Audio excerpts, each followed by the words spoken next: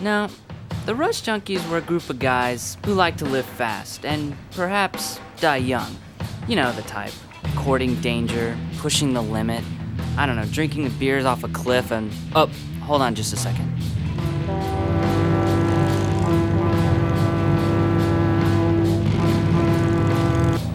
I know what you're thinking. Was this supposed to be exciting? I think that was the intention, but no matter how many times I cut this footage, the most I could manage was this. Ha! Made him swerve. Slightly. Everything about the making of Rush Junkyz was difficult, but editing the film was nearly impossible. Not to mention inconvenient. Even getting to the job was an ordeal. Starting from mid-Brooklyn, I took the 2 train to Port Authority. This was followed by a 1-hour bus ride through New Jersey. This whole trip took 2 hours, for a total of 4 hours in transit every day. My name is Brandon Edgens. I was the editor for Rush Junkyz, and this is where I get off. The next leg of the journey was on foot, for a half-mile down some railroad tracks and into an industrial complex which housed the post-production equipment. It was here I spent over 1.5 years of my life, drinking beer and spending many a night sleeping on the floor. Fortunately, there was a lot of space to move about and plenty of toys to keep me entertained. This was my purgatory for almost 2 years. So how did I end up here? 2 years ago, I found Rush Junkyz in a job posting, which read, Dreamshine Pictures is seeking full-time editor for an indie film shot in New Jersey. The film was about a poor white trash kid, Trent, trying to get by and make friends in the upper-class suburbs of New Jersey. Luckily, he's able to find friends through a mutual love for building and racing high-performance cars. Later, Trent falls for his best friend's sister, who is strictly off-limits, and things degenerate into violence, punctuated by more car racing. They were looking for an experienced editor who could give their film a, quote, European flair. I still don't know what that means. I mean, I like art films and everything, but who cares? I got a job editing my first feature film. The man behind it all, first-time filmmaker Dan Llewellyn, is an interesting guy. Completely obsessed with high-performance machines, I think, because he is a high-performance machine. Dan believed audiences were tired of Hollywood tricks, so he was going to give the audience what they had never seen before. Specifically, reality. Dan mandated there be no tricks. Rush Junkyz was going to be a real car film for serious car people, with real drunk actors, real bullets, and real street racing on public roads and no stunt coordinators. This one here was in the oncoming lane. You had traffic blocked. It wasn't necessary. But this was Dan's vision. Make it real. The car was actually, had blown a hole in the radiator and was overheating. I thought that was a really, beautiful scene. All of this may lead you to believe that this is going to be a story about an insane production gone horribly wrong, something like Hearts of Darkness or Lost in La Mancha. But it's less dramatic than that, and sadder. No, this is the story of an editor made to deal with the consequences of that production gone horribly wrong.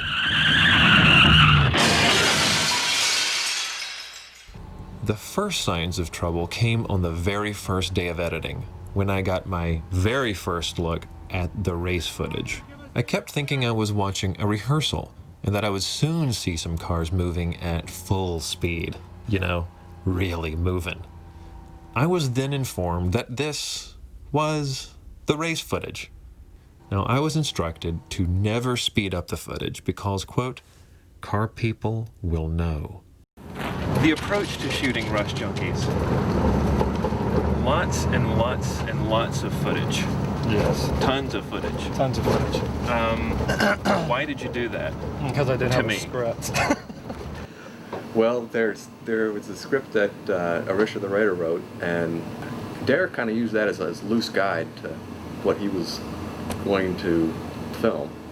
There's so much footage because I pretty much threw the script out in the beginning because it was unshootable for the budget and the time that we had. But the original vision was for something darker, more menacing, more revealing about the teenage culture. Did you think that was what it was going to, that was still what was going to happen by the time you finished shooting it, or did you start to think that? No. If we had better actors and better people and everything else, then you can shoot once and you shoot it right. But when you don't, then you shoot a ton of stuff, and you you hope that some of it's good. So the DP and I just came up with the phrase, if we're on set, the camera's rolling. So, with no regard for my feelings. with no regard to your feelings. And why I hate Brandon. Okay, guys, we're still rolling. Cut it or the poor editor, man. Having enough material to make a 7-hour movie and not having a script to guide me meant I spent most of my time editing scenes that either went nowhere or had nothing to do with the story. But the story itself had been lost somewhere during the production. There was a lot of stuff that we did that was either ad-libbed or stuff that was not done, that was in the script. So I knew that there was a lot of stuff to work with, but I didn't know where we'd end up exactly. You know, I had like a general feel or general plan of like, here's the kind of movie we want, but not enough to say, here's what the movie's going to be.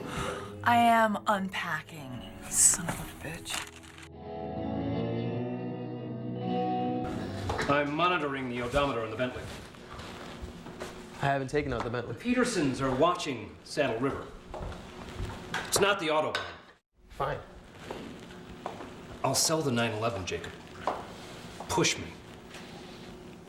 I never push you.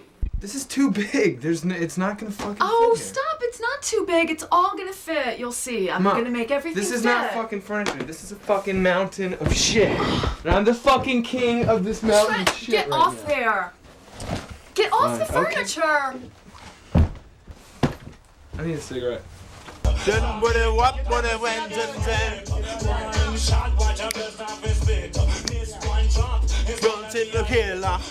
I'm your hero. You don't want to mess with Zero, cause Jacob Fobb's in the back with the hero. Oh, gun hero, don't mess with Zero. Don't give a fuss, could bad boy Lero. Ah, yeah, what? A bad boy's back and fuss, cause guns are us. Ah, yeah, what? Yo.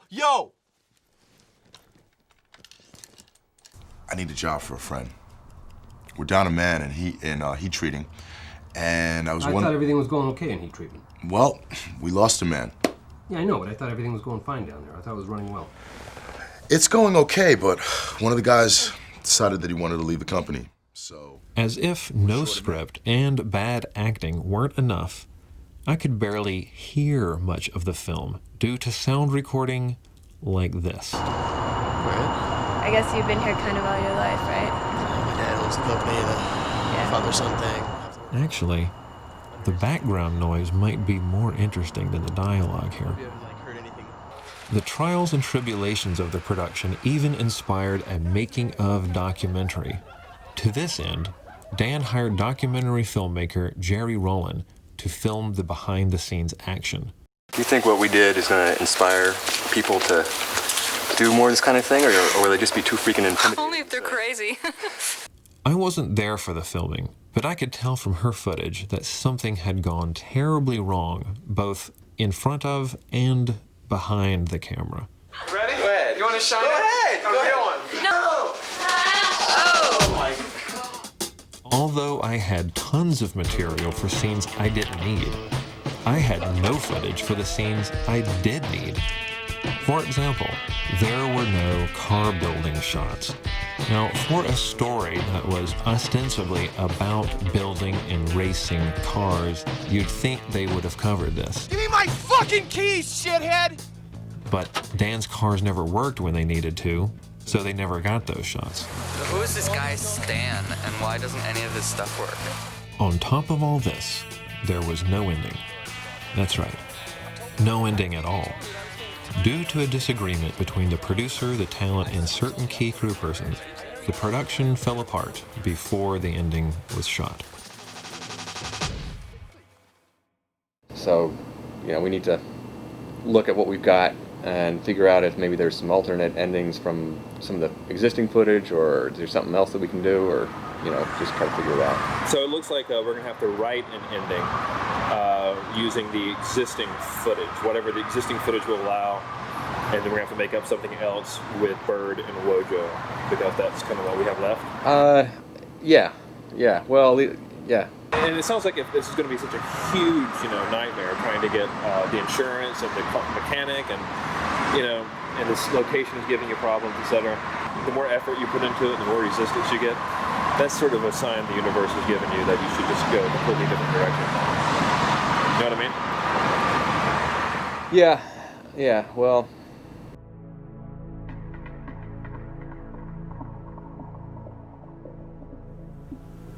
What we have here is a independent digital feature which arrived with fractured storylines and some sort of degenerative condition of all the connective tissues, brain dead as well. Like, I don't even know what this is. Well, I have to go talk to the producers now, which is really the worst part of my job.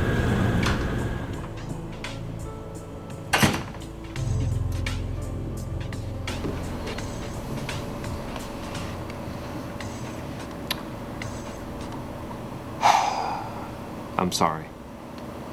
This is not easy to say, but considering the kind of injuries and the kind of damage that the project has sustained, I don't think, number one, that it can be saved. And number two, I don't think that it should be saved, honestly. And the reason why is that even if I were to keep it alive somehow, if I were somehow managed to just keep it alive, it would be brain dead. It would not have what we editors like to call a quality of life, a vegetable. I don't think any of us would want that. Well, the producers want to keep it alive. I mean, you develop a pretty thick skin about the big budget productions when they fail, but when it's a bunch of first timers, it kind of gets to you. It's a 454 right now, and I'm gonna bore and stroke it up to a 468. Bore and stroke it? I say we up the ante. Up the ante? It's ante, you ass clown! I was having a much easier time making fun of the movie, so one day, just for fun, I edited my voice into one of the scenes. Jacob, I thought you'd be curious to know that Trent is cheating on you with your sister. What? We all agreed it was much more fun and less painful if the laughs were intentional. And have you told Trent that you love him? So, Derek and Dan gave me the go-ahead to do anything I could think of to fix the movie, even if it meant including my jokes and even my own music.